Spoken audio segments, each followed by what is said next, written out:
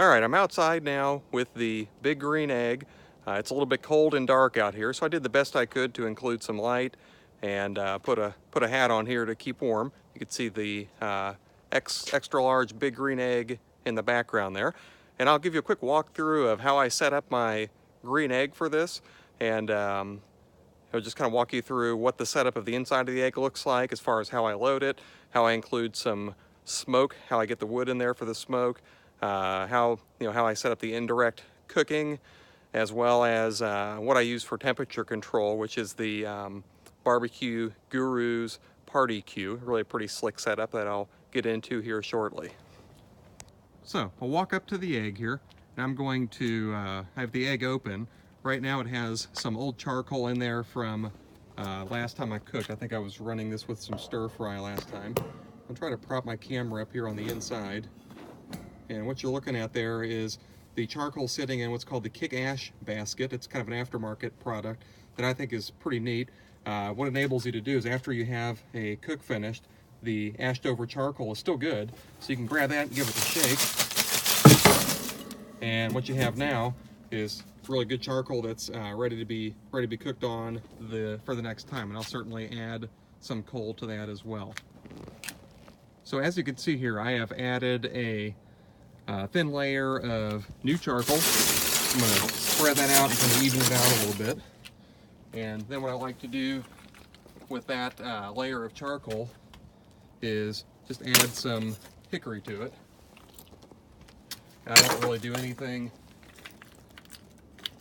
too scientific to get the wood incorporated into the charcoal. I'm going to add another layer of charcoal to the top. So you can see the pile of charcoal has grown a little bit higher, looking up the sides of that Kick Ash basket.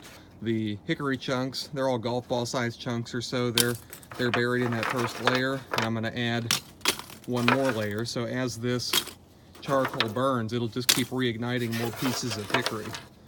Kind of an interesting thing I've learned over the years doing this with the hickory. It's another one of those, barbecue myths, if you will. The concept of another one of the barbecue myths that are out there is around how to prepare the wood for smoking. And one thing I always used to do, and it actually slowed me down getting some meat on a cooker, was the thought that you had to soak your chips, your chunks of wood or whatever. I did some reading, was skeptical that you didn't have to do that because I just assumed they would burn up immediately. But the science behind it is interesting, that the water boils off at 212 degrees, and at that temperature the wood still hasn't begun to smoke and do what it needs to do to flavor the meat. So even if you spend 24 hours or an hour or whatever soaking your wood, that wood doesn't do anything until all that moisture is cooked out by the charcoal, and so it's kind of pointless to soak it in the first place. It's not going to steam. It has to actually get up to the burning point, and it's just an anaerobic environment in the grill, and it'll smoke until it's gone. So I don't, this is hickory that I've cut 3 years ago. It's bone dry. I cut it down in golf ball sized chunks, and it works really quite well with no need to soak it. So you can look in here now. I added a little bit more hickory and topped it off with one more layer of charcoal, and you can see that the layer of charcoal is now almost up to the base of the fire ring. I could probably add a little bit more, and I might do that before I put the plate setter in place to provide for indirect heating, because this is going to be a 12 to 16 hour cook with low temperatures overnight, so I don't want it to run out of fuel, so I may add a bit more. And next we'll go ahead and get the plate setter in place and show you what the setup looks like for that. All right, so I'm out here. I have help of my beautiful bride, the videographer, who's tolerating the 20-degree temperatures out here like a trooper, so thank you to her. I know you can't see me due to the low budget quality of this production, so I'll just kind of talk through this. I think you can see what's going on in the smoker here. I've topped off the charcoal, and with any long-term slow cook, you're going to cook on indirect heat. The way that different grills do that is going to be different. On the Big Green Egg, which is what we're using here, this is accomplished by the use of what's called the plate setter. And the plate setter is a large ceramic disc that really sits over the direct heat of the charcoal lodges in there and just enables the heat that's produced from the charcoal to swirl around the inside of the dome and evenly cook the meat without burning the bottom. So the plate setter is in place. Like I said, that's just heavy ceramic that does a nice job of radiating the heat nice and even.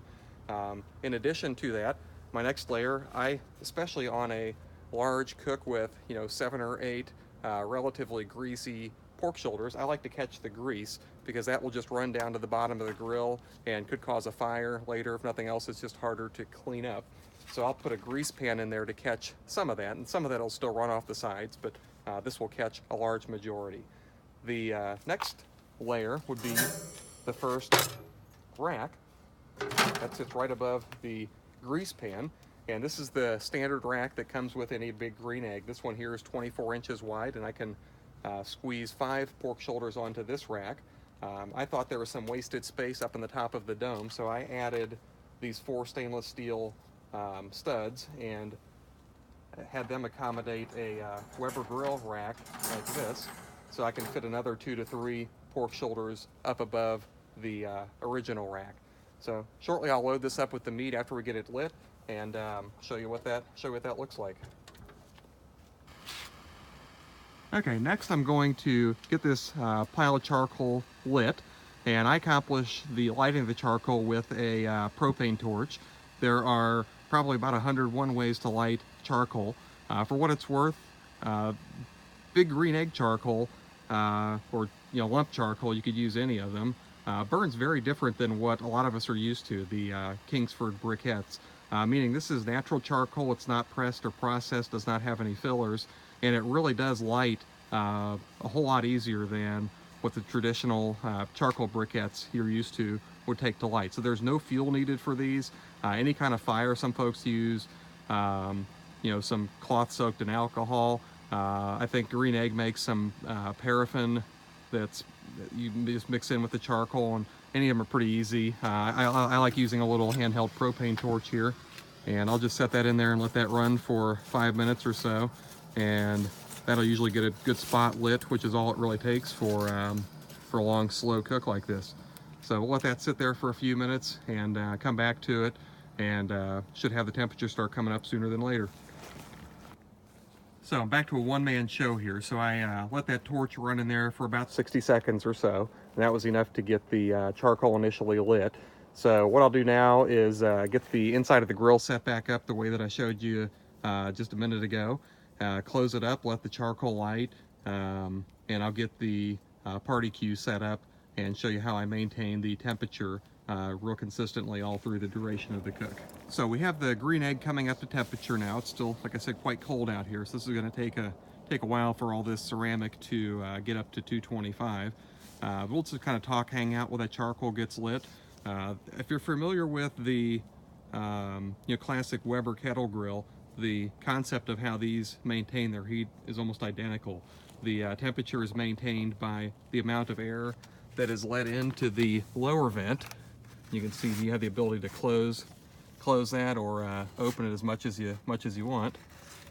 And you also have a wheel up at the top of this that you can set up there, and you can also control the amount of air that comes in and out of the grill, from the top by how much that's cracked open or the daisy wheels turned.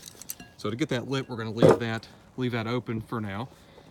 So you really can run these pretty precisely with just keeping the vents open a certain amount, and after you run it for a while, you kind of get a feel for what that looks like for a given temperature. That said, I sleep a lot better knowing that if a breeze comes by or just something else happens, I have a little bit more control than that, and that's where I have the device called the Party Q.